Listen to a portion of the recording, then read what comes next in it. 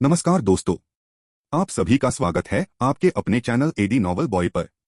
जैसे आप सभी ने हमारी पिछली कहानियों रीबोर्न एम्परर को इतना प्यार दिया, वैसे ही उम्मीद है कि आप इस नई कहानी को भी अपना प्यार देंगे।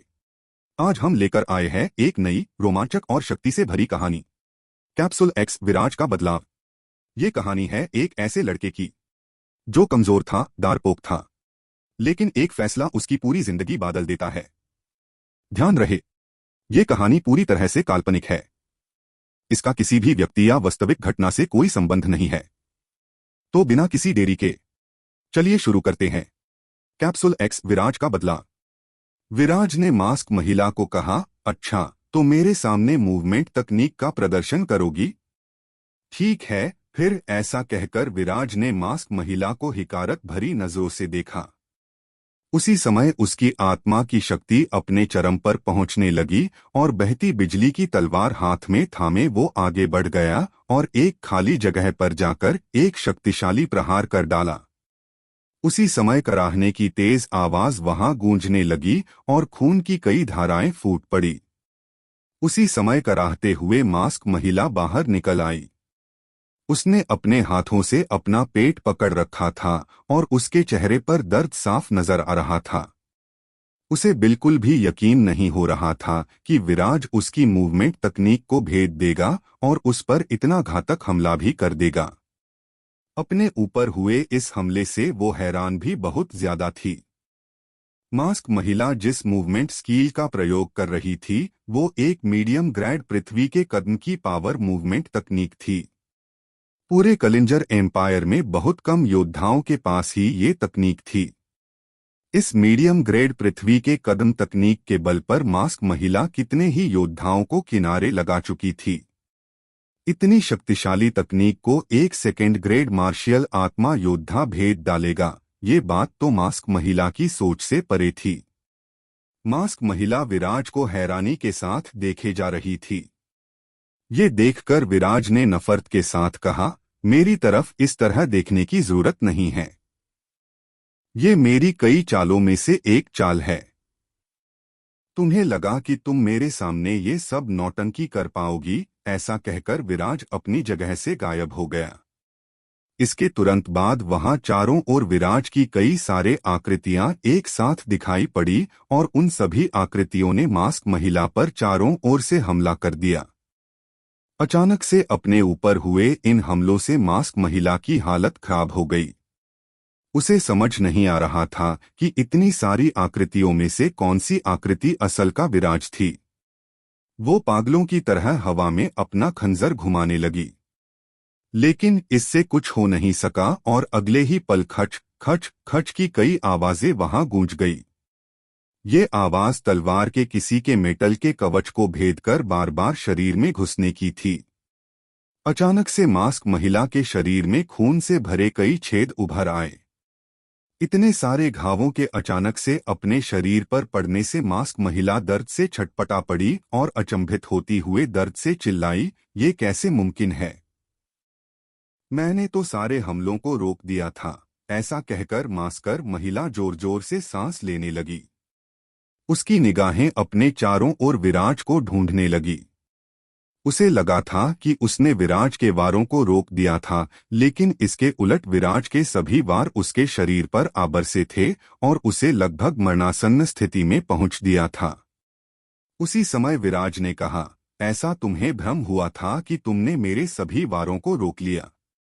मेरी सभी आकृतियां जो तुम्हें दिखाई दे रही थी वो सिर्फ आकृतियां थी, हकीकत नहीं। हमला कब हुआ ये तुम समझ ही नहीं पाई। विराज के दिए कई घावों से दर्द से कराहते हुए मास्क महिला ने जब विराज की बात सुनी तो वो चुपचाप अपनी जगह पर गिर पड़ी और दर्द से कराहने लगी। उसे नहीं मालूम था कि विराज की मूवमेंट स्किल पक्षी के पंख, स्वर्गीय चाल तकनीक, बहती बिजली के कदम जैसी शक्तिशाली मूवमेंट स्किल से मिलकर बनने वाली स्वर्ग की रफ्तार मूवमेंट स्किल थी, जिसकी गति को समझ पाना आसान काम नहीं था।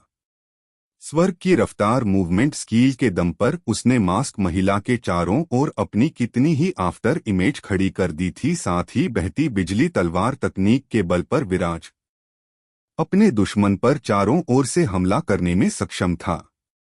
यही कारण था कि मास्क महिला विराज के हमले को समझ नहीं सकी और अपनी तमाम रक्षात्मक तकनीक का उपयोग करने के बाद भी विराज के हाथों बुरी तरह घायल हो गई। विराज ने अपनी कई आफ्टर इमेज को छोड़कर कितने ही नकली प्रहारों की भूल भुलैया मास्क महिला के सामने खड़ी कर दी थी और समय मिलते ही मास्क महिला पर असली वार कर डाले। ये तो विराज मास्क महिला से कुछ जानकारी हासिल करना चाहता था, नहीं तो वो इस समय जिस स्थिति में था वो आसानी से मास्क महिला के गले को काटकर उसे मौत की गहरी नींद में कभी भी सुला सकता था। मास्क महिला एक फर्स्ट ग्रेड मार्शियल राजा थी और विराज तो एक मार्शियल संत स्तर के योद्धा को मार चुका था।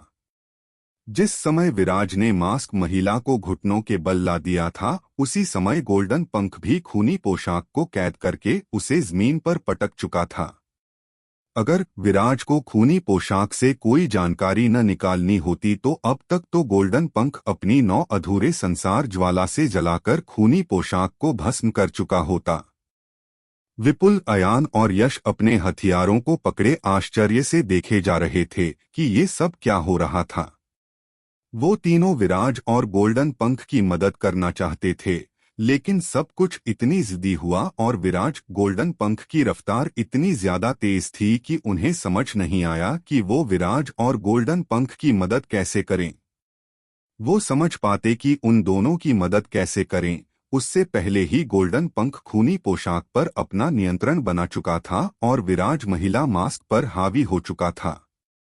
यश ने गोल्डन पंख और विराज की ओर देखकर हकलाते हुए कहा, हमें क्या करना चाहिए? ये दोनों ही सारी बाजी को पलट चुके हैं। हमारे लिए तो शायद यहाँ कुछ करने के लिए बचा ही नहीं है। अयान ने विराज की ओर देखकर कहा, जो मास्क महिला को पूरी तरह से अपने गिरफ्त में कर चुका था। तुम सही कह रहे हो। विराज की शक्ति तो सच में हर कुछ दिन में एक नए ही स्तर तक पहुंच जाती है। इसकी रफ्तार ने तो मुझे अचंभित कर डाला है।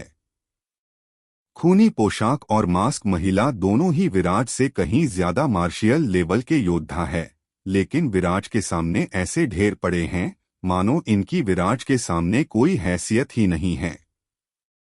जिस समय मास्क महिला ने अपनी आभा को छोड़ा था और उससे मुझे समझ आया था कि ये मास्क महिला तो एक मार्शियल राजा है, तो विराज को उसके प्रहार से बचाने के लिए मैं एक रक्षात्मक तकनीक का इस्तेमाल करने की कोशिश कर ही रहा था कि मैंने देखा कि विराज मास्क महिला को हरा चुका था। अयान की समझ कम नहीं थी। मास्क महिला के शरीर से निकलती शक्तिशाली आभा को देखकर उसे समझ आ रहा था कि मास्क महिला, जो कि एक मार्शियल राजा योद्धा थी, उसकी शक्ति काफी ज्यादा थी। आमने सामने की लड़ाई में तो मास्क महिला मार्शियल पूर्वज जितनी ताकत रखती थी। ऐसे में इतने शक्तिशाली योद्धा को विराज के हाथों इतनी आसानी से हारता देखना अयान के लिए हतप्रभ कर देने वाली घटना थी। उन तीनों की बातें सुनकर विराज ने उन्हें कुछ नहीं कहा। उसने मास्क महिला की ओर देखा और ठंडी आवाज में कहा, तुम्हें देखकर तो नहीं लग रहा कि तुम ब्लैक फायर पाइथन धर्म से हो, तो फिर तुमने मेरे ऊपर हमला क्यों किया? विराज मास्क महिला की पृष्ठभूमि जानने में बहुत उत्सुक हो रहा था। कलिंजर एम्पायर में मास्क महिला जितने शक्तिशाली मार्शियल राजा योद्धा बहुत कम थे। उसे नहीं लगा था कि इतने शक्तिशाली योद्धा से उसका सामना यहाँ हो जाएगा।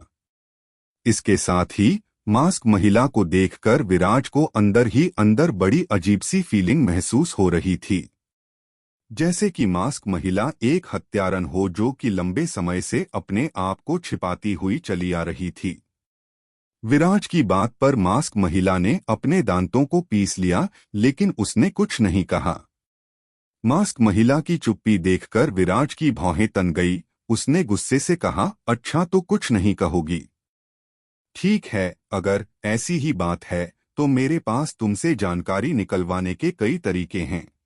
ऐसा कहकर विराज ने अपनी गर्दन गोल्डन पंख की ओर घुमा ली और उससे कहा, गोल्डन पंख, आत्मा तलाशी शुरू करो। ये सुनते ही गोल्डन पंख ने अपनी गर्दन सहमति में हिला दी। अगले ही क्षण वो मास्क महिला के सामने खड़ा था।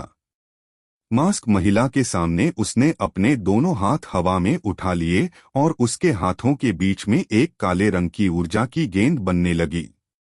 प्रहलाद प्रजाति का जीव बनने की ओर अग्रसर होने के कारण साथ ही पुनर्जन्म के 6 मार्गों से आने की वजह से गोल्डन पंख आत्मा की तलाशी तकनीक में पारंगत था। हालांकि इस तकनीक को इस्तेमाल करना बेहद कठिन होता था, फिर भी विराज ने गोल्डन पंख को इस तकनीक का इस्तेमाल करने की आज्ञा दे दी थी।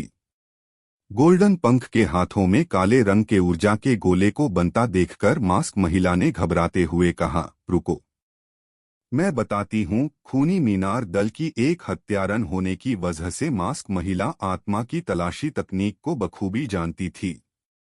ऐसा इंसान जिस पर आत्मा की तलाशी तकनीक को प्रयोग किया जाता था, उस इंसान का कोई भी राज नहीं रह जाता था। उसका एक सच खुद अब खुद बाहर प्रकट हो जाता था। इसके साथ ही आत्मा की तलाशी तकनीक की वजह से इंसान की आत्मा बुरी तरह जख्मी हो जाती थी और इंसान सिर्फ एक जिंदा लाश बनकर रह जाता था। इस वजह से मास्क महिला आत्मा की तलाशी तकनीक के अपने ऊपर प्रयोग किए जाने को देखकर बुरी तरह से घबरा गई। उसे लगा कि मुर्दा लाश की तरह बची जिंदगी जीने से अच्छा था कि विराज को सब कुछ सच सच बता दे। मास्क महिला को लगभग जिंदगी की भीख मांगता देखकर गोल्डन पंख रुक गया। उसके हाथों में बनने वाली काली ऊर्जा की गेंद समाप्त हो गई। मास्क महिला की दयनीय हालत देखकर विराज के चेहरे पर हंसी आ गई। उसे लगा था कि मास्क महिला से राज निकलवाने में उसे काफी सारे पापड़ बेलने पड़ जाएंगे, लेकिन इसके उलट मास्क महिला ने तो आसानी से घुटने टेक दिए थे। विराज ने मास्क महिला से पूछा, तुम्हारा नाम क्या है? मास्क महिला ने जवाब दिया, मेरा नाम उर्मिला पांडे है। ऐसा कहते हुए मास्क महिला का गला सूख गया, उसके होठों पर कपक पीछा गई। गोल्डन पंख के हाथ अभी भी मास्क महिला के दोनों ओर थे और उसके हाथ से काले रंग की रोशनी निकल रही थी। उस काले रंग की रोशनी से मास्क महिला के इर्द गिर्द डर और खौफ का माहौल पनप चुका था। ये देखकर विराज ने गोल्डन पंख को इशारा किया। इशारा पाते ही गोल्डन पंख ने अपने हाथों को पीछे कर लिया। इसके बाद विराज उस मास्क महिला के चेहरे के एकदम नजदीक आ गया और उससे शांत स्वर से पूछा, अपनी पहचान बताओ। विराज की बात सुनकर उर्मिला पांडे पहले तो एक क्षण के लिए सहम गई, लेकिन फिर अपने आप को संभालते हुए उसने जवाब दिया, कलिंजर एम्पायर के खूनी मीनार समूह की स्वर्ण रैंक हत्यारन हूँ। उसे न चाहते हुए भी विराज को अपनी असल पहचान बतानी पड़ी। इस समय उसकी जिंदगी विराज के हाथों में थी। विराज के पास आत्मा की तलाशी तकनीक थी, जिसके चलते विराज उसके संपूर्ण सच को बेहद अमानवीय तरीके से बाहर ला सकता था। इसलिए चुप रहने से सिवाय तकलीफ के उसे कुछ और हासिल नहीं होने वाला था। यही वजह थी कि उसने अपनी असल पहचान विराज के सामने उजागर कर दी थी। विराज अब आगे क्या करने वाला था? क्या वो ब्लैक फायर पाइथन धर्म को नेस्तनाबूद कर पाने में कामयाब हो पाएगा या फिर कोई बड़ी मुसीबत राह ताके उसका इंतजार कर रही थी? उर्मिला पांडे ने विराज के सामने अपनी पहचान उजागर कर दी थी। विराज की शक्ति के सामने उसे सच बोलने पर मजबूर होना पड़ा। उर्मिला पांडे की पहचान सुनकर विराज, अयान समेत सभी लोग हतप्रभ खड़े रह गए। कुछ पल के लिए तो उन्हें यकीन ही नहीं हुआ कि खूनी मीनार समूह जैसे खूंखार लोग भी काल्पी सिटी के मामलों में दखल दे रहे थे। अयान, विपुल, यश और इनाया बुत बने मास्क महिला को देखे जा रहे थे। उन सभी की आंखें आश्चर्य से फैलकर जड़ हो चुकी थी। उन सभी को अच्छे से मालूम था कि खूनी मीनार समूह क्या था और खूनी मीनार समूह का स्वर्ण रैंक हत्यारा होने का क्या मतलब था। खूनी मीनार समूह कलिंजर एम्पायर का सबसे शक्तिशाली हत्यारा समूह था और इस समूह में भी स्वर्ण रैंक हत्यारे का दर्जा रखने वाले 10 से ज्यादा हत्यारे नहीं थे। अगर ये कहा जाए कि खूनी मीनार समूह के स्वर्ण रैंक हत्यारों के आने पर ऐसा लगता था मानो मौत खुद शिकार करने धरती पर उतर आई हो तो अतिशयोक्ति नहीं होगी। स्वर्ण रैंक हत्यारों की मौजूदगी हमेशा से ही बहुत रहस्यमयी रहती थी। वो सभी लोगों अपने जीवन में पहली बार किसी स्वर्ण रैंक हत्यारे को अपने सामने देख रहे थे। अयान ने इस सत्य को किसी तरह निगलते हुए कहा, ये तो कमाल हो गया। मतलब विराज ने खूनी मीनार समूह के स्वर्ण रैंक हत्यारे को पकड़ लिया है। कलिंजर एम्पायर में तो स्वर्ण रैंक हत्यारों के ऊपर भारी इनाम घोषित है। विराज, तुम तो भारी इनाम पाने के हकदार बन गए हो। अयान और बाकी लोग विराज की ताकत से भी हतप्रभ हो रहे थे। विराज की ताकत इतनी बढ़ चुकी थी कि वो स्वर्ण रैंक हत्यारे को मौत के घाट उतारने के एकदम नजदीक खड़ा था। ऐसे में अगर वो इन्हें अपने वश में कर लेता है तो उसे इसका बहुत लाभ मिल सकता था। इसलिए इन्हें कलिंजर एम्पायर के हवाले कर देना एक मूर्खतापूर्ण कदम होता। ये ठीक ऐसा होता कि सोने की तिजोरी मिलने पर उसे ऐसे ही खुला छोड़ देना, और ऐसा मूर्ख कोई नहीं होता। विपुल की निगाहें अचानक से मास्क महिला से हटकर मूलक सेन पर जा टिकी। मूलक सेन ने जब विपुल को अपनी तरफ ऐसे घूरते देखा तो उसकी सांसें उसकी हलक में अटक कर रह गई। उसका मन हो रहा था कि वो वहां से भाग जाए, लेकिन विराज और गोल्डन पंख की पैनी नजरों से भागकर जाना उसके लिए संभव नहीं था। विपुल अभी भी लगातार उसे ही देखे जा रहा था। मास्क महिला के सामने खड़े विराज के भी उसकी बात सुनकर होश उड़ गए थे। उसने बिल्कुल भी नहीं सोचा था कि वो खूनी मीनार समूह के स्वर्ण रैंक हत्यारे से भिड़ेगा। लेकिन विराज के दिमाग में यही प्रश्न कौंध रहा था कि खूनी मीनार समूह के साथ तो उसकी कोई दुश्मनी नहीं थी, तो फिर खूनी मीनार समूह उस पर हमला करने के लिए अपना स्वर्ण रैंक योद्धा क्यों भेज रहा था? आखिर मामला क्या था और कालपी सिटी में चल क्या रहा था? विराज ने खूब गहराई से सोचा, लेकिन उसे कोई भी ऐसी घटना नजर नहीं आई जहां पर उसकी किसी भी तरह की भिड़ंत खूनी मीनार समूह के किसी भी सदस्य के साथ हुई हो। कलिंजर एम्पायर की जितनी भी शक्तियां थी उनमें से सिर्फ राजधानी का वसु परिवार ही ऐसा था जो विराज को मारने के लिए किसी को भेज सकता था। लेकिन वसु परिवार के पास तो खुद का शिकारी दल था। ऐसे में किसी बाहरी समूह को ये काम सौंपने का कोई औचित्य नहीं था। विराज के दिमाग में यही सारे प्रश्न घूम रहे थे। उसने झल्लाते हुए कहा, तुमने मेरे ऊपर हमला क्यों किया? विराज की बात पर उर्मिला पांडे ने मूलक सेन की तरफ अपने हाथों से इशारा करते हुए लाचारी के साथ कहा, ब्लैक फायर पाइथन धर्म और खूनी मीनार समूह के बीच आपसी संबंध है। मुझे इस कचरे की सुरक्षा के लिए यहाँ भेजा गया था। उर्मिला पांडे की बात सुनकर विराज को समझ आ गया कि वो यहाँ क्यों आई थी। उसने कहा, अच्छा तो ये मामला है। वो मन ही मन सोचने लगा, जहाँ तक मुझे मालूम था खूनी मीनार समूह किसी को सुरक्षा तो प्रदान नहीं करता था। लेकिन अब ऐसा लगता है कि जिन भी संगठनों से ये समूह आपस में जुड़े होते हैं, एक दूसरे को गुप्त रूप से मदद पहुंचाते हैं। विराज ने उर्मिला पांडे की ओर देखकर उससे पूछा, ब्लैक फायर पाइथन धर्म ने अपने कितने ही योद्धा कालपी सिटी की ओर भेजे हैं? आखिर इनकी क्या योजना है? जब से विराज ने ब्लैक फायर पाइथन धर्म के लोगों को ढूंढना शुरू किया था, तभी से उसे ये प्रश्न लगातार परेशान कर रहा था कि इस दूरदराज के छोटे से कस्बे कालपी सिटी में ब्लैक फायर पाइथन जैसा इतनी खूंखार और शक्तिशाली दल इतनी दिलचस्पी क्यों ले रहा था। कुछ तो था कालपी सिटी में जिसे पाने के लिए ब्लैक फायर पाइथन धर्म बेताब हुए जा रहा था। उन्होंने एक 9th ग्रेड मार्शियल पूर्वज को कालपी सिटी में छिपाकर रखा हुआ था। इसके साथ ही जीवनरस अमृत योद्धा कालपी सिटी के बाहर पहरेदारी कर रहा था।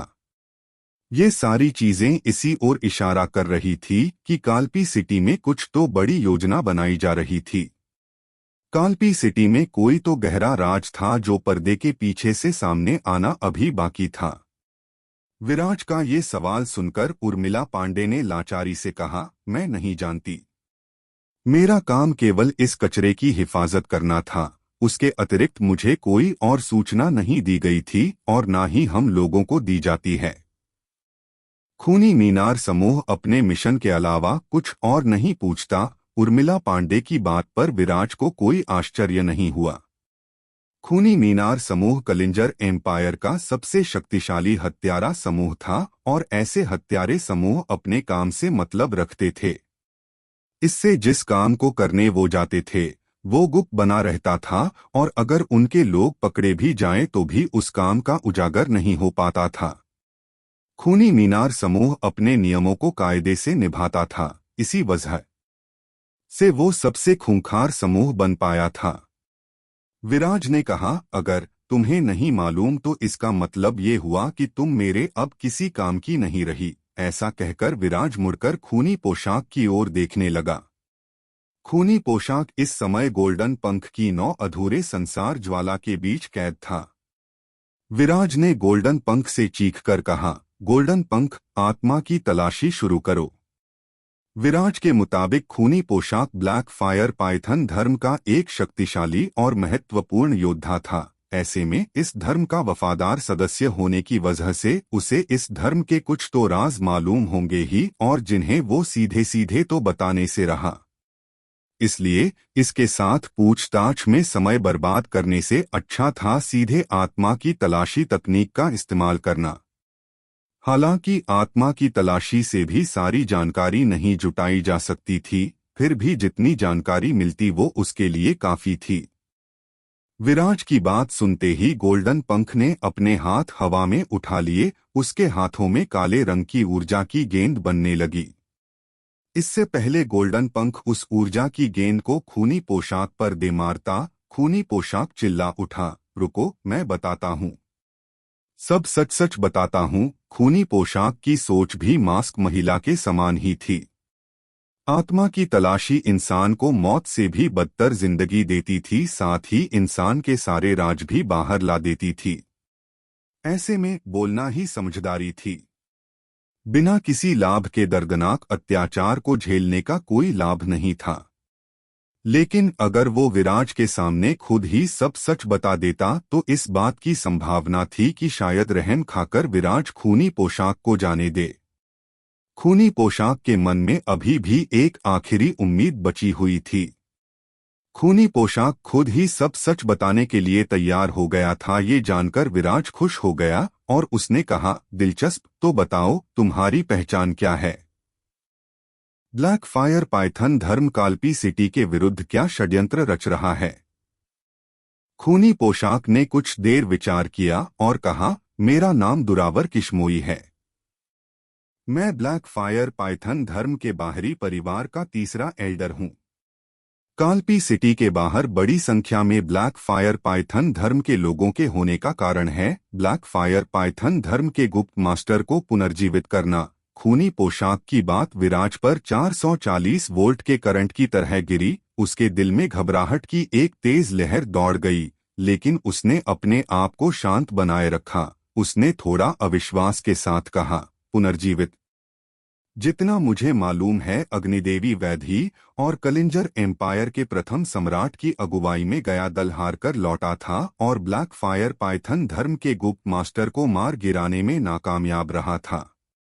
क्यों सही कह रहा हूं ना मैं? खूनी पोशाक दुरावर किश्मोई ने बात को स्पष्ट करते हुए कहा, जिस समय अग्निदेवी वैधी और कलिंजर सम्राट हमारे गुप्त मास्टर के पीछे हाथ धोकर पड़ गए थे, हमारे गुप्त मास्टर उन लोगों की पकड़ से बाहर निकल पाने में कामयाब रहे थे। यहाँ तक कि वो कलिंजर सम्राट का एक हाथ काटने और अग्निदेवी वैधी को बुरी तरह से घायल कर पाने में सफल भी रहे थे। यहाँ तक तो सभी लोग जानते हैं। यहाँ से आगे जो लोग नहीं जानते वो सच ये है कि इस पूरे प्रयास में गुप्त मास्टर भी गंभीर रूप से घायल हो गए थे। उस समय अपने आप को बचाते हुए वो काल्पी सिटी के नजदीक तक आ गए थे। यहाँ आकर अपने मरने से ठीक पहले उन्होंने किसी तरह की कोई जादुई सील को अपने चारों ओर उत्पन्न कर लिया था। उस जादुई सील की बदौलत वो वापस से जीवित हो सकते थे। यही कारण है कि ब्लैक फायर पाइथन धर्म ने अपना एक विशेष ठिकाना यहाँ बनाया ताकि अपने गुप्त मास्टर नरकबीस पाइथन को फिर से जीवित कर सकें। खूनी पोशाक दुरावर की बात सुनकर विराज को सारी बातें धीरे धीरे समझ आने लगी थी। उसे समझ आ रहा था कि क्यों इतना खूंखार ब्लैक फायर पाइथन धर्म काल्पी सिटी को इतना महत्व दे रहा था। वो सोचने लगा, तो इसका कारण ये था कि मरने से पहले ब्लैक फायर पाइथन धर्म के गुप्त मास्टर नरकबीस पाइथन काल्पी सिटी के पास ही गिरा था और यहीं पर उसने कोई जादुई तरकीब का इस्तेमाल करके अपने पुनर्जीवित होने की संभावना पैदा कर दी थी। विराज को कहीं न कहीं ये लगने लगा कि जरूर काल्पी सिटी आने पर गुप्त मास्टर नरकबीस पाइथन का काल्पी वर्धन द्वारा छोड़ी गई किसी चीज से सामना हो गया होगा, जिसकी वजह से घायल होकर वो मरने की कगार पर जा पहुंचा होगा। आखिरकार उसके पूर्वज काल्पी वर्धन की शक्ति विस्मयकारी और अलौकिक थी। भले ही गुप्त मास्टर नरकबीस हद से ज्यादा शक्तिशाली था, लेकिन वो काल्पी वर्धन के बनाए गए जाल से बाहर निकलने में बुरी तरह घायल हो गया था और अब ब्लैक फायर पाइथन धर्म अपने सबसे शक्तिशाली योद्धा अपने गुप्त मास्टर को पुनर्जीवित करना चाहता है। ये सोचकर ही विराज के रोंगटे खड़े हो गए। जिस गुप्त मास्टर के हाथों अग्निदेवी जैसी महान योद्धा घायल हो गई थी, उसकी शक्ति का अनुमान लगाना भी विराज की सोच से बाहर हो रहा था। ये सब सोचते हुए उसकी आंखों में एक चमक उभर आई। हालांकि इससे पहले वो कुछ और सोच पाता, सिस्टम की आवाज उसके दिमाग में गूंज गई। खूनी पोशाक से विराज के सामने से एक बड़े राज से पर्दा हटा था, लेकिन इस पर्दे के हटते ही जो राज उसकी आंखों के सामने आकर खुला था, उसने उसके होश उड़ा दिए थे। ब्लैक फायर पाइथन धर्म के गुप्त मास्टर को पुनर्जीवित करने का प्रयास। विराज की ब्लैक फायर पाइथन धर्म के साथ जिस हद तक दुश्मनी होती जा रही थी, गुप्त मास्टर का जागना उसके लिए बहुत खतरनाक होने वाला था। तो ऐसे में विराज अब क्या करना वाला था? सिस्टम की आवाज विराज के दिमाग में गूंज गई। डिंग! कॉन्ग्रेचुलेशंस! अभी अभी एक नया असाइनमेंट ट्रिगर हुआ है। असाइनमेंट का नाम है दानव संत की बर्बादी। ब्लैक फायर पाइथन धर्म के गुप्त मास्टर नरकबीस पाइथन अग्निदेवी वैधी और कलिंजर सम्राट के साथ हुए युद्ध में घायल हो गया था। कुछ समय बाद नरकबीस पाइथन भी मारा गया था, लेकिन मरने से पहले नरकबीस पाइथन मार्शियल संत स्तर को हासिल कर चुका था। मरने से पहले एक गुप्त तकनीक की मदद से नरकबीस पाइथन अपने पुनर्जन्म की संभावना पैदा कर गया था। ब्लैक फायर पाइथन धर्म अपने गुप्त मास्टर का पुनर्जन्म कराकर उन्हें फिर से जीवित कर लेना चाह रहे हैं। विराज, इस असाइनमेंट में तुम्हें नरकबीस पाइथन को पुनर्जन्म लेने से रोकना होगा और इस तरह ब्लैक फायर पाइथन धर्म की इस योजना को नेस्तनाबूद करना होगा। इस असाइनमेंट को आप किस तरह पूरा करते हैं, उससे तय होगा कि आपको इनाम में क्या क्या हासिल हो पाता है। सिस्टम की आवाज सुनकर विराज कुछ समय के लिए अवाक खड़ा रह गया। फिर वो खूनी पोशाक दुरावर किश्मोई और मास्क महिला उर्मिला पांडे की ओर देखने लगा। उसने गंभीर आवाज में कहा, वो जगह कहाँ पर है जहां पर नरकबीस पाइथन को पुनर्जीवित करने का प्रयास किया जा रहा है? विराज की बात सुनकर दुरावर किश्मोई के चेहरे पर गहरी शिकन आ गई, लेकिन फिर बहुत लाचारी के साथ उसने कहा, हमारे ठिकाने के ठीक बीच में। जब से दुरावर किश्मोई को पता चला था कि विराज के पास आत्मा तलाशी तकनीक थी, वो समझ चुका था कि विराज से कुछ भी छिपा पाना नामुमकिन था। इस समय अगर कुछ संभव था तो वो ये था कि किसी तरह विराज से अपने प्राणों को बचा पाना। वैसे भी जैसे ही ब्लैक फायर पाइथन धर्म के लोगों को पता चलता कि दुरावर किश्मोई ने उनके इस खास मिशन को उजागर कर दिया था, तो वही लोग उसकी हत्या कर देते। ऐसे में अगर विराज दुरावर किश्मोई को जाने देता तो दुरावर किश्मोई तुरंत कलिंजर एम्पायर को छोड़कर कहीं दूर चला जाता और कभी वापस कलिंजर एम्पायर नहीं लौटता। दुरावर किश्मोई की बात सुनकर विराज ने कहा, दिलचस्प। दुरावर किश्मोई एक जीवनरस योद्धा था और विराज इतने शक्तिशाली योद्धा को इतनी आसानी से जाने देना नहीं चाहता था। कुछ देर सोचने के बाद विराज ने कहा, मैं तुम दोनों की जिंदगी बख्श सकता हूं। ऐसा कहकर विराज उन दोनों की ओर विस्मयपूर्ण भावों से देखने लगा। विराज की बात सुनकर उन दोनों की आंखें चमकने लगी, साथ ही कुछ संशय भी उनके चेहरे पर उठने लगे। उन दोनों की ही समझ आ रहा था कि अगर विराज उन्हें जाने देता है तो इसके बदले में उनसे कुछ न कुछ लेकर ही उन्हें छोड़ता। उर्मिला पांडे ने झल्लाते हुए कहा, तो बताओ इसके बदले में तुम हम दोनों से क्या लेना चाहते हो? विराज को उर्मिला पांडे के इस व्यवहार से कोई फर्क नहीं पड़ रहा था। वो एक विजेता था और इस समय अपने विजेता होने का आनंद ले रहा था। वो अच्छे से जानता था कि उर्मिला पांडे एक महान मार्शियल राजा योद्धा थी। ये तो विराज की मूवमेंट स्किल्स वर्ग के स्तर की होने की वजह से विराज मास्क महिला उर्मिला पांडे को हरा सका था। विराज ने सामान्य आवाज में कहा, बहुत आसान है, आत्मसमर्पण करके मेरे साथ आ जाओ। विराज इतने शक्तिशाली योद्धाओं को अपने हाथों से जाने नहीं देना चाहता था। आज वर्धन परिवार के पास भले ही उच्च स्तर के योद्धा थे, जिनमें इंद्रावसु, वो खुद, इनाया और प्रणव थे, लेकिन इसके अलावा वर्धन परिवार में युवा योद्धा की भारी कमी थी। ऐसे में अगर उर्मिला पांडे और दुरावर किश्नोई उसकी अधीनता स्वीकार करके उसके पाले में आ जाते तो इससे वर्धन परिवार को काफी लाभ प्राप्त हो सकते थे। विराज की बात सुनकर उन दोनों की आंखें फटी की फटी रह गई। उर्मिला पांडे ने कहा, तुम चाहते हो कि हम तुम्हारी अधीनता स्वीकार करके तुम्हारी सेना का हिस्सा बन जाएं। अगर हम तुम्हारी अधीनता स्वीकार भी कर ले तो तुम हमें लेकर बेफिक्र कैसे रह पाओगे? हमारे धोखा देने का खतरा तो हमेशा बना ही रहेगा। दुरावर किश्नोई भी अजीब पहेली भरी नजरों से विराज की ओर अपलक देखे जा रहा था। वो दोनों ही लोग बहुत शक्तिशाली थे। ऐसे में अगर वो विराज के साथ खड़े होते तो इससे विराज की शक्ति में काफी इजाफा हो जाता। विराज ने कहा, मुझे किस बात का खतरा? जब मैं तुम लोगों को आत्मसमर्पण करने के लिए मजबूर कर सकता हूं तो मुझे किस बात का डर? अगर तुमने कभी मुझे धोखा देने की कोशिश की तो तुम्हारे प्राण लेने में मुझे कितना समय लगेगा? ऐसे में तुम्हारी बेईमानी से मुझे किस बात का डर? इसके बाद विराज ने अपना हाथ हवा में उठाते हुए कहा, तुम्हें मेरे पाले में आना है या नहीं, इस बारे में सोचने के लिए मैं तुम्हें कुछ मोहलत दे सकता हूं। जब तक मैं नरक-बीज पाइथन के पुनर्जन्म के मामले को निपटा कर लौटता हूं, तब तक तुम इस बारे में तसल्ली से सोच लो। फिर मुझे अपना निर्णय बता देना। ऐसा कहकर विराज ने गोल्डन पंख की ओर देखकर कहा, गोल्डन पंख, इन दोनों के मार्शियल आधार को सील कर दो। विराज की आज्ञा सुनते ही गोल्डन पंख ने तुरंत अपने दोनों हाथ हवा में उठा लिए। उसके दोनों हाथों की 2 उंगलियों से 9 अधूरे संसार ज्वाला निकली और उस ज्वाला ने उर्मिला और दुरावर को अपने आगोश में ले लिया और जल्दी ही उन दोनों के मार्शियल आधार को सील कर दिया। इसके बाद विराज की नजर मूलक सेन पर जाकर पड़ी, जो एक जगह खड़ा हुआ डर से कांपे जा रहा था। मूलक सेन को देखकर विराज ने अपनी बहती बिजली की तलवार से उसकी हत्या कर दी।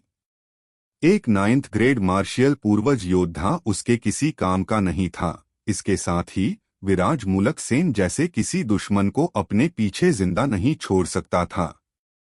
जिंदा छोड़ने पर मूलक सेन आगे चलकर वर्धन परिवार के लिए बड़ा खतरा साबित हो सकता था।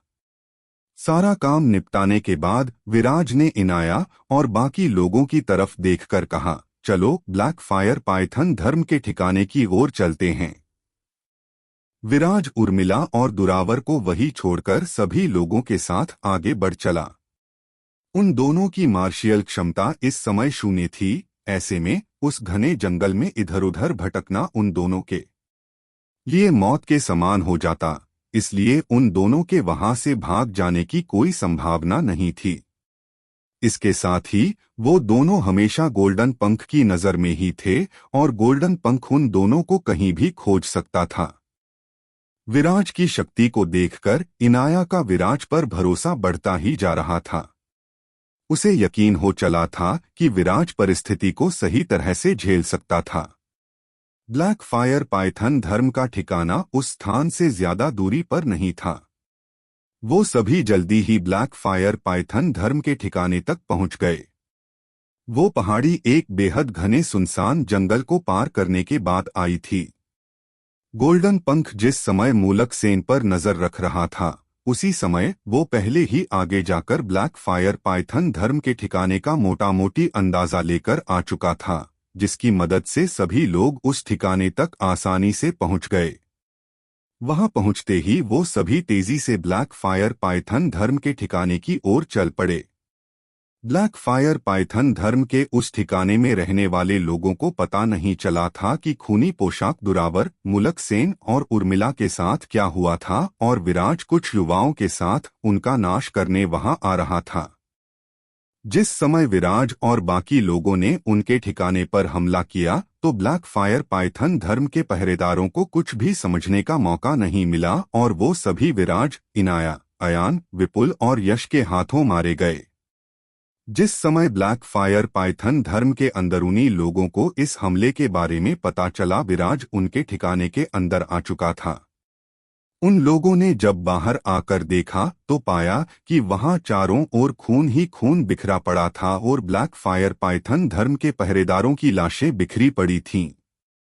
विराज और बाकी लोगों ने अंदर आने के बाद देखा कि उनके सामने खून का एक तालाब मौजूद था। खून के उस तालाब से अजीब सी किस्म की बदबू उठ रही थी। खून के उस तालाब के ठीक बीच में एक ताबूत रखा था। वो ताबूत पूरी तरह से सील था।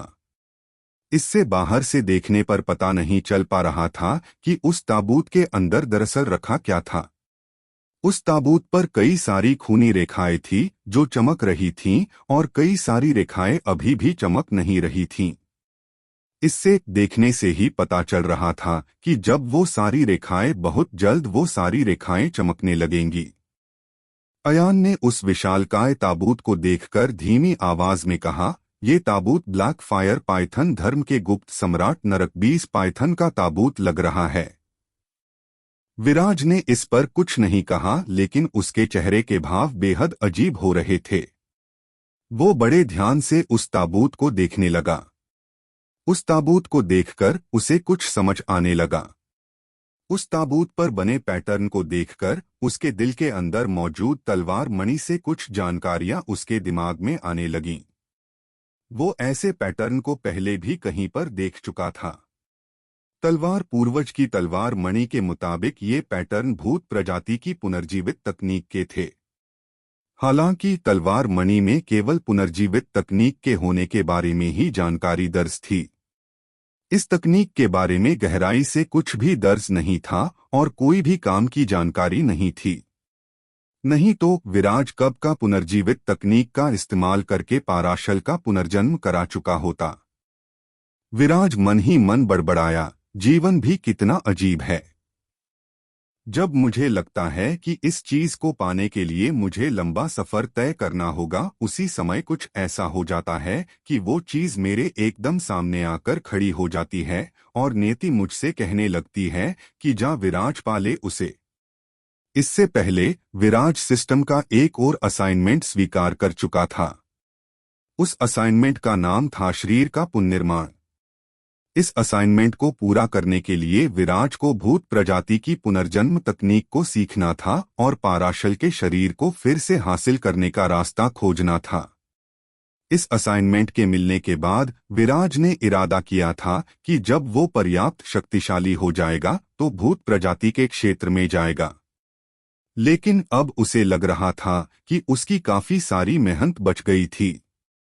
फिर विराज ने अपने आप से कहा, लेकिन इससे पहले मुझे इन छोटी आफतों का निपटारा करना पड़ेगा। ऐसा कहकर विराज की आंखें अपने चारों ओर दौड़ गई। उसके चारों ओर ब्लैक फायर पाइथन धर्म के कई सदस्य खड़े थे। वो सभी हमले की मुद्रा में थे और किसी भी समय विराज और उसके साथियों पर हमला कर सकते थे। उसी समय उन लोगों में से एक खूनी पोशाक बुजुर्ग ने विराज से पूछा, कौन हो तुम लोग? तुम हमारे इस पवित्र ठिकाने पर बिना अधिकार प्रवेश कैसे कर सकते हो? विराज ने उस खूनी पोशाक बुजुर्ग की आभा से उसकी मार्शियल क्षमता समझने की कोशिश की तो पाया कि वो बुजुर्ग एक 7th ग्रेड मार्शियल राजा योद्धा था। विराज ने उस बुजुर्ग की ओर देखकर कहा, वर्धन परिवार ब्लैक फायर पाइथन धर्म का सफाया करने आया है ताकि अपनी काल्पी सिटी की गंदगी को साफ कर सके। जैसे ही विराज ने अपनी बात खत्म की, बाकी लोगों ने भी अपना अपना परिचय देना शुरू कर दिया। विराज, इनाया, अयान, यश और विपुल ब्लैक फायर पाइथन धर्म के ठिकाने में आ चुके थे और ब्लैक फायर पाइथन धर्म के साथ एक सीधे सीधे युद्ध का हिस्सा बन चुके थे। तो क्या रहने वाला था इस युद्ध का परिणाम? क्या विराज गुप्त मास्टर नरक 20 को पुनर्जन्म लेने से रोक पाएगा? क्या विराज कालपी सिटी को ब्लैक फायर पाइथन धर्म से छुटकारा दिलवा पाएगा? विराज की ललकार के बाद अयान ने ललकारते हुए कहा, चंद्रवंशी परिवार का अयान चंद्रवंशी, तुम्हें तुम्हारे करतूतों की सजा देने आया है। विपुल ने सीना फुलाते हुए कहा, उत्तर सागर का युवराज विपुल रुद्र तुम्हारा खात्मा करने आया है। यश ने खूनी पोशाक बुजुर्ग की आंखों में आंखें डालते हुए कहा, स्वर्गीय सेबर सम्राट का शिष्य मैं यश वंगम तुम्हारा अंत करने यहाँ आया हूँ। जहाँ तक बात इनाया की थी, वो बर्फ की तरह एकदम शांत थी। शैतानी पावर बर्फ तूफान उसके हाथों में प्रकट होना शुरू हो गया। इससे आसपास का तापमान कम होने लगा। खूनी पोशाक बुजुर्ग ने जब सभी युवाओं की ललकार सुनी तो उसकी भौहों में तनाव उभर आया और उसने चीखते हुए कहा, अच्छा तो ये बात है। अब अगर तुम सभी बच्चों का झुंड अपनी मौत को ढूंढते हुए यहाँ दस्तक दे चुके हो तो तुम्हारी इस आखिरी इच्छा को हम अवश्य पूर्ण करेंगे। हालांकि खूनी पोशाक बुजुर्ग को यकीन नहीं हो रहा था कि विराज को छोड़कर उसके साथ आए बाकी लोगों की पृष्ठभूमि इतनी शक्तिशाली थी। इनाया, जिसके हाथों में शैतानी पावर बर्फ तूफान हिचकोले ले रहा था, उसे छोड़कर तो बाकी 3 युवा तो राजसी परिवारों से संबंधित थे। चंद्रवंशी और रुद्र परिवार तो पूरे कलिंजर एम्पायर में अपनी शक्ति के लिए प्रसिद्ध थे। ब्लैक फायर पाइथन धर्म के चरम के समय तो सेबर सम्राट का कलिंजर एम्पायर में बड़ा नाम था। इसके साथ ही गोल्डन रंग की पोशाक में उन लोगों के साथ खड़ा इंसान जो कुछ नहीं बोल रहा था, उससे बहुत शक्तिशाली आभा निकलता हुआ खूनी पोशाक बुजुर्ग महसूस कर रहा था। उन सभी को देखकर खूनी पोशाक बुजुर्ग को समझ नहीं आ रहा था कि आखिर ये लोग यहाँ क्यों आ धमके थे।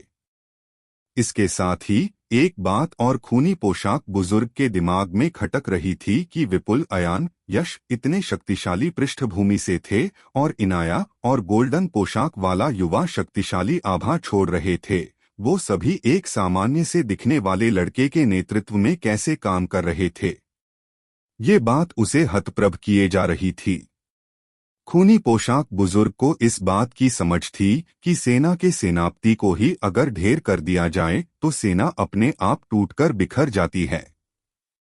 इसलिए बिना कोई देर किए खूनी पोशाक बुजुर्ग तेजी से विराज पर हमला करने के लिए आगे बढ़ चला। वो यही चाह रहा था कि अचानक हुए हमले से विराज चोटिल हो जाए और उसे बढ़त मिल जाए। जब गोल्डन पंख ने खूनी पोशाक बुजुर्ग को बहुत तेजी से विराज पर हमला करने के लिए आगे बढ़ते हुए देखा तो उसकी भ्रिकुटियां तन गई। अचानक से उसके हाथों से 9 अधूरे संसार ज्वाला निकलने लगी और अगले ही पल में 9 अधूरे संसार ज्वाला ने खूनी पोशाक बुजुर्ग को ढक लिया। अपने ऊपर अचानक से 9 अधूरे संसार ज्वाला का हमला होता देखकर खूनी पोशाक बुजुर्ग के चेहरे पर हवाइयां उड़ने लगी। इस समय अपने शरीर के चारों ओर भयानक शक्तिशाली बैंगनी रंग की ज्वाला से निकलने वाली भयानक गर्मी से व्यथित हो उठा, जो उसे किसी भी क्षण मौत के आगोश में सुला सकती थी। वो चिल्लाया, हम इन्हें सीधे सीधे नहीं मार सकते। ऐसा कहकर खूनी पोशाक बुजुर्ग तेजी से पीछे हट गया ताकि गोल्डन पंख के हमले को चकमा दे सके। गोल्डन पंख ने जब खूनी पोशाक बुजुर्ग को तेजी से पीछे हटते देखा तो उसने चिल्लाकर कहा, बाकी लोगों को छोड़ो, तुम्हें मेरा सामना करना होगा। ऐसा कहते ही गोल्डन पंख ने अपने दोनों हाथों को हवा में उठा लिया और देखते ही देखते उसकी 9 अधूरे संसार ज्वाला से एक शक्तिशाली भाले का निर्माण होने लगा। 9 अधूरे संसार ज्वाला से बने उस ऊर्जा के शक्तिशाली भाले को देखकर खूनी पोशाक बुजुर्ग के दिल में घबराहट का दौरा पड़ गया। उसे 9 अधूरे संसार ज्वाला के बारे में गहराई से जानकारी नहीं थी, लेकिन उस ज्वाला से उठने वाले हद से ज्यादा तापमान को महसूस कर उसे समझ आ रहा था कि इस ज्वाला में आत्मा तक को जला देने की शक्ति छिपी थी। इस हिसाब से खूनी पोशाक बुजुर्ग के मुताबिक ये ज्वाला कम से कम पृथ्वी स्तर की ज्वाला तो थी। कलिंजर एम्पायर के अंदर ऐसी महान शक्तिशाली ज्वाला निकालने वाले गोल्डन पोशाक पहने युवा को देखकर खूनी पोशाक बुजुर्ग सोचने लगा कि ऐसा महान जीनियस कलिंजर एम्पायर में कहां से प्रकट हो गया।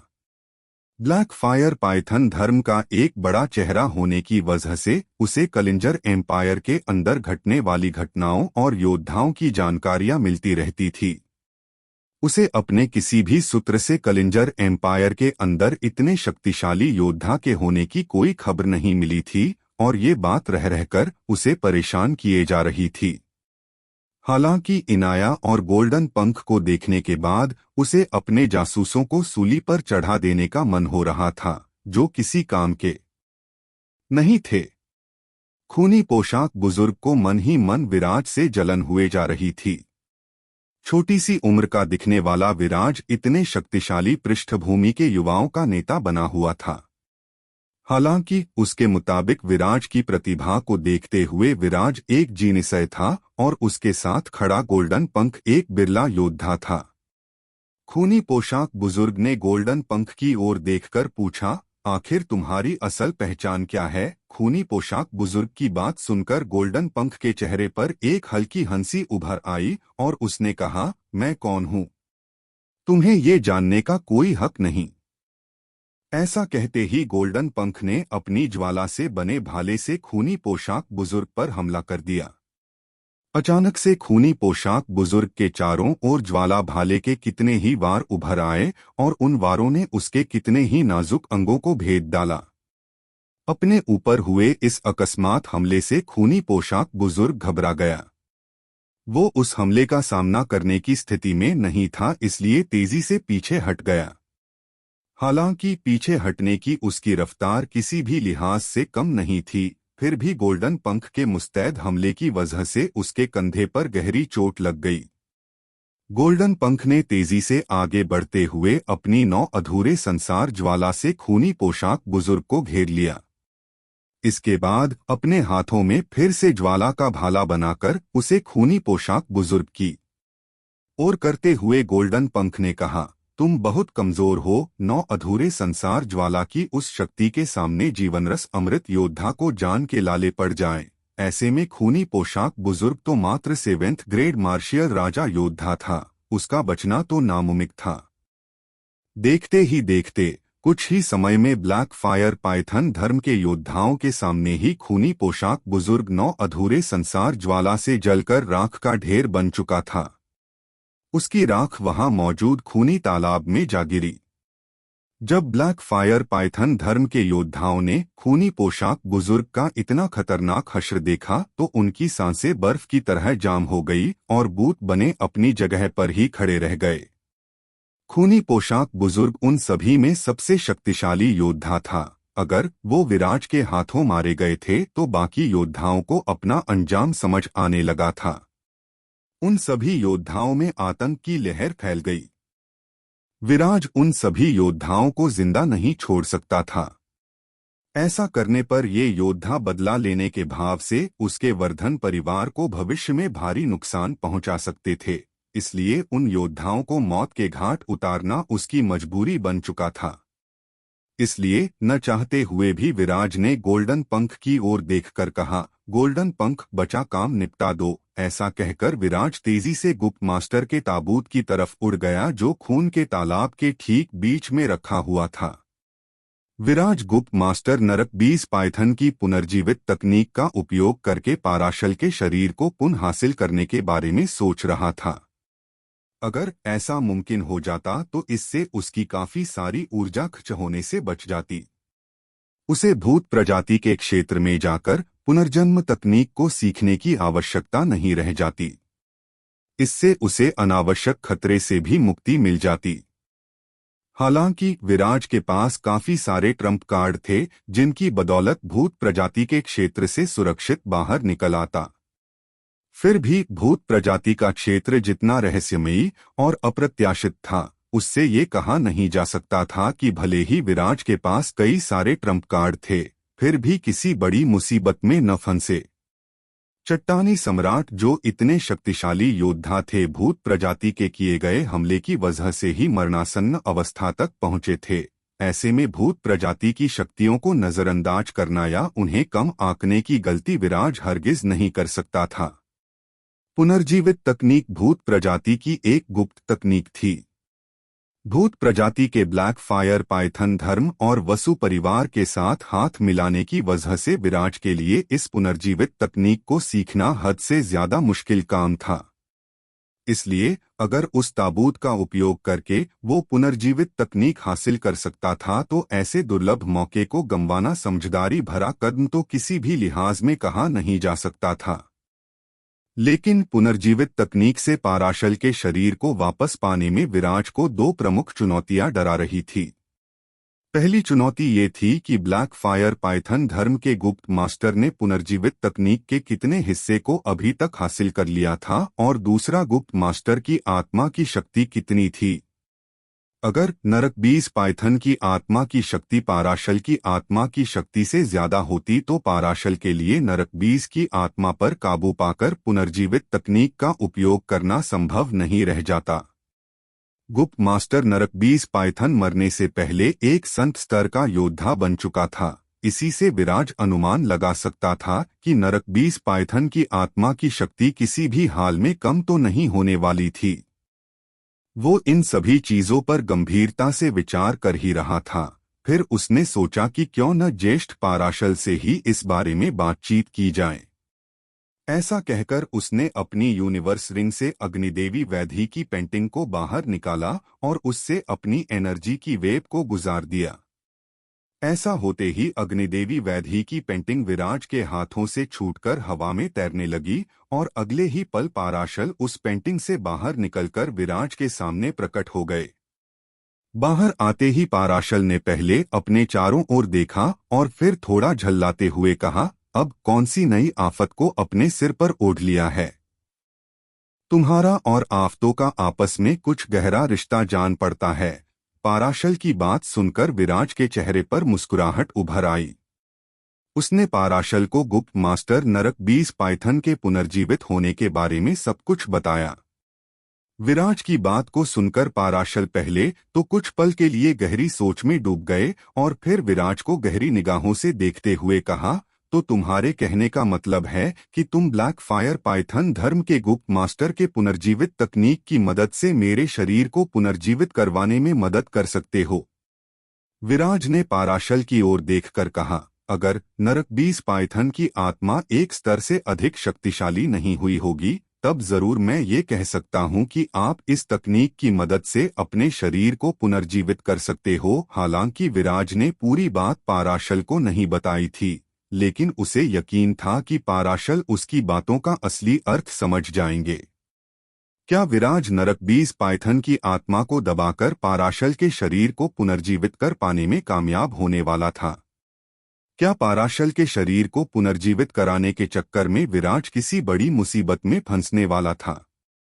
विराज की बात सुनकर पाराशल ने अपना सिर हिलाते हुए कहा, मैं तुम्हारी बात का आशय समझ रहा हूँ छोटे मियाँ।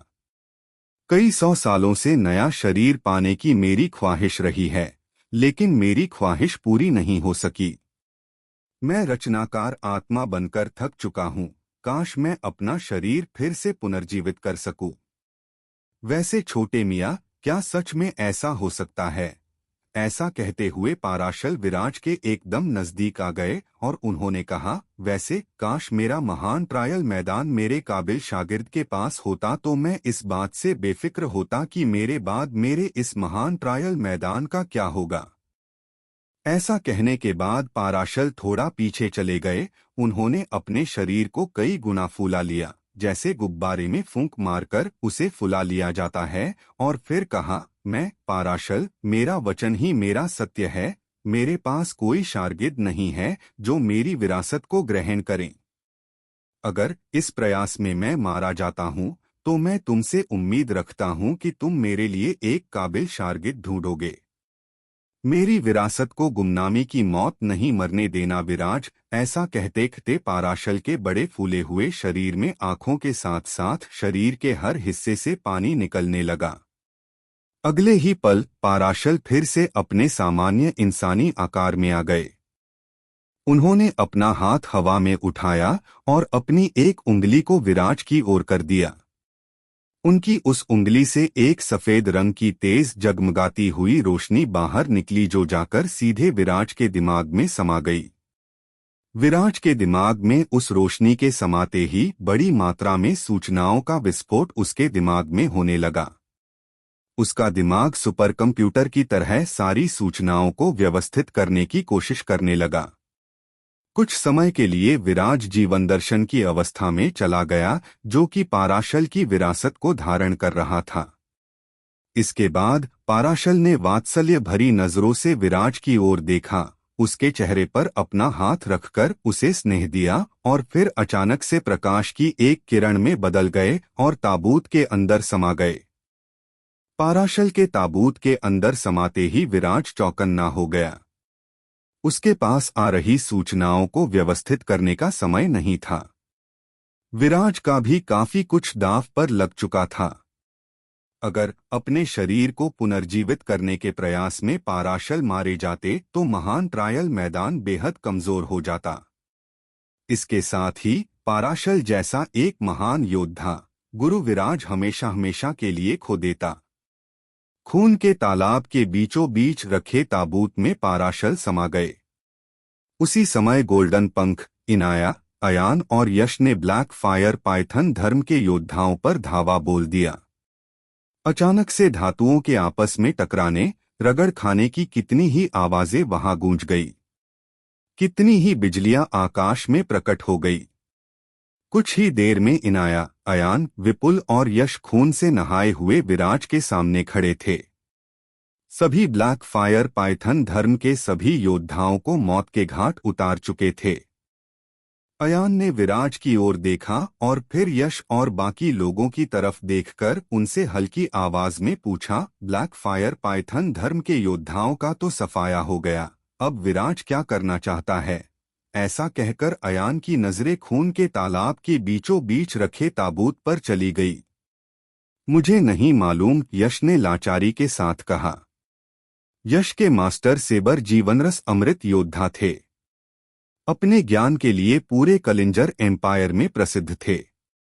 भूत प्रजाति की गुप्त तकनीक जो उस ताबूत पर खुदी थी, ऐसी तकनीक थी जिसके बारे में उसके मास्टर भी नहीं जानते थे। यही वजह रही कि यश को भी इस बारे में कुछ नहीं मालूम था। विपुल, जिसकी आंखें ताबूत पर लगातार तैर रही थी, उसे कुछ कुछ अनुमान तो हो रहा था, लेकिन वो इन अनुमानों से आगे नहीं बढ़ पा रहा था। जहां तक बात गोल्डन पंख की थी, तो उसे तो बस अपने उस्ताद की सुरक्षा से मतलब था। जब तक उसके उस्ताद को खतरा नहीं था, वो निश्चित था और शांत था। इनाया अभी तक उस ताबूत के चारों ओर बने खून के तालाब में उतर चुकी थी और धीरे धीरे ताबूत की ओर बढ़ रही थी। उस खून के तालाब में उतरने के बाद इनाया को उस खून के तालाब के अंदर से एक अजीब सी और बिल्कुल अपने जैसी बर्फ आभा निकलते हुए महसूस हुई। इनाया ने ध्यान दिया कि उस खून के तालाब से निकलने वाली आभा की शक्ति लगातार बढ़ती जा रही थी। वो सोचने लगी कि कहीं ये आभा गुप्त मास्टर नरकबीज पाइथन की तो नहीं। वो बड़ी बारीकी से चीजों का अवलोकन करने लगी। इनाया अभी खून के तालाब के किनारे पर ही थी कि तभी उसके चारों ओर पानी के अंदर कुछ घूमने लगा। इनाया, जिसके शरीर से लगातार बर्फ के नुकीले पत्थर जैसे छोटे छोटे टुकड़े निकल रहे थे, अचानक से खून के तालाब से निकलने वाली किसी अदृश्य शक्ति से नष्ट हो गए। विराज, जो इस समय हवा में तैर रहा था, उसने जब इनाया के चारों ओर हो रही इस हलचल को देखा तो वो सतर्क हो गया। उसे अच्छे से मालूम था कि जिस खूनी तालाब के अंदर ताबूत रखा गया था, दरअसल वही खूनी तालाब उस ताबूत को ऊर्जा और संरक्षण देने वाला एक रचनाकार था। इस लिहाज से उस खूनी तालाब में ज्यादा ऊर्जा नहीं होनी चाहिए थी, लेकिन इनाया के बर्फ टुकड़ों की शक्ति बहुत ज्यादा थी, जिसे विराज अच्छे से समझता था। उस हिसाब से इनाया के खून के तालाब में उतरने के साथ ही इनाया की बर्फ शक्ति से खून का तालाब जम जाना चाहिए था, लेकिन ऐसा नहीं हुआ। इसका साफ मतलब था कि इस खून के तालाब की कोई अदृश्य शक्ति सुरक्षा कर रही थी। विराज के माथे पर गहरी लकीरें खींच उठी और वो सोचने लगा, गुप्त मास्टर नरकबीस पाइथन इस समय पुनर्जन्म की प्रक्रिया से गुजर रहा है। ऐसे में ये इस खून के तालाब की सुरक्षा कर रहा हो, ये संभव नहीं है। ये कोई और ही है। ऐसा सोचते ही विराज ने चीखते हुए इनाया से कहा, इनाया दी, इस खूनी तालाब से तुरंत बाहर निकलो। ऐसा कहते हुए उसने सम्राट समर सिंह की अधूरी तलवार को बाहर खींच लिया और अपने हाथों में कसकर पकड़ लिया। तलवार धार उसके शरीर से पागल सांड की तरह निकलने लगी। विराज की आवाज सुनकर और विराज को इस कद घबराता देखकर इनाया ने बिना कोई देर किए खून के तालाब से बाहर की ओर दौड़ लगा दी। जैसे ही खून के तालाब के एकदम किनारे पहुंची, एक अदृश्य शक्ति ने उसे तेज टक्कर मारी। वो हवा में उड़ती हुई दूर जाकर पड़ी। इनाया के उस खून के तालाब से बाहर निकलते ही एक खूनी रंग का हाथ खूनी तालाब से बाहर निकला और खून के तालाब के किनारे को तहस-नहस कर डाला। ये देखकर विराज चौकन्ना हो गया और गंभीर नजरों से खून के तालाब के देखने लगा। अगर इनाया ने खून के तालाब से बाहर निकलने में 1 सेकंड की भी देरी की होती तो इसके परिणाम घातक हो सकते थे। उसी समय उस खून के तालाब के अंदर से एक आवाज आई, दिलचस्प, तुमने मेरे अस्तित्व को भांप लिया। जबरदस्त। उसी समय बर्फ की कई सारी परतें एक के ऊपर एक चढ़कर खून के तालाब से बाहर आने लगी। देखते ही देखते बर्फ की परतें एक आकृति में बदल गई। उसी समय एक स्पष्ट आकृति विराज और बाकी लोगों के सामने उत्पन्न हो गई। उस आकृति को देखकर सभी के मुंह खुले के खुले रह गए, क्योंकि आकृति किसी और की नहीं, इनाया की थी। एकदम इनाया जैसी दिख रही उस आकृति को देखकर अयान की आंखें फटी की फटी रह गई और वो चीखते हुए बोला, अब ये क्या बला है। अयान चंद्रवंशी परिवार का एक राजकुमार था। इस वजह से उसे अजीबोगरीब जानवरों की बहुत समझ और जानकारी थी, लेकिन इस तरह की अजीब चीज तो उसने पहली बार अपने जीवन में देखी थी। उसी समय यशवंगम ने उस अजीब से जीव को देखते हुए कहा, मैंने अपने मास्टर से कभी ऐसी किसी अजीब जीव के बारे में कभी नहीं सुना। भले ही स्वर्गीय सेबर जीवनरस अमृत मास्टर ज्ञान के चलते फिरते भंडार थे, फिर भी उन्हें इस तरह के जीव की कोई जानकारी नहीं थी। कुछ देर शांत रहने के बाद विपुल ने कहा, हमारे शाही पुस्तकालय में हो सकता है कि इस अजीब से जीव के बारे में कुछ मिल जाए। पता नहीं क्यों, पर मुझे ऐसा लगता है कि मैंने कहीं पर इस जीव के बारे में कुछ पढ़ा था, लेकिन मुझे इस बारे में कुछ खास याद नहीं आ रहा है। कुछ तो नाम था इस जीव का, क्या था? उसी समय विराज की आवाज वहां गूंज गई, ये जानवर नकलची अमीबा है। ये अपने सामने पड़ने वाले सभी जीवों की हुबहू नकल तैयार कर लेता है। ये जानवर अपने सामने पड़ने वाले इंसान की उसकी मार्शियल क्षमता, स्किल सभी की हुबहू नकल बना लेता है। लेकिन अपनी इसी खास विशेषता के कारण इसे एक भारी कीमत भी चुकानी पड़ती है, और कीमत ये है कि उसकी जिंदगी अपने साथी अन्य जानवरों की तुलना में काफी कम होती है। एक सामान्य दैत्याकार जीव जब 5वें चरण को पूरा कर लेता है तो उसकी जिंदगी काफी लंबी हो जाती है। वही नकलची अमीबा को अपनी जिंदगी बढ़ाने के लिए 9वें चरण को पार करना पड़ता है। तब भी ये ज्यादा से ज्यादा 500 सालों तक ही जीवित रह पाता है। लेकिन अपनी जिंदगी की कुर्बानी की कीमत पर इस जानवर में कुछ अद्भुत और अनोखी शक्तियां आ जाती है, जो इस जानवर को हद से ज्यादा शक्तिशाली और वहशी बना देती है।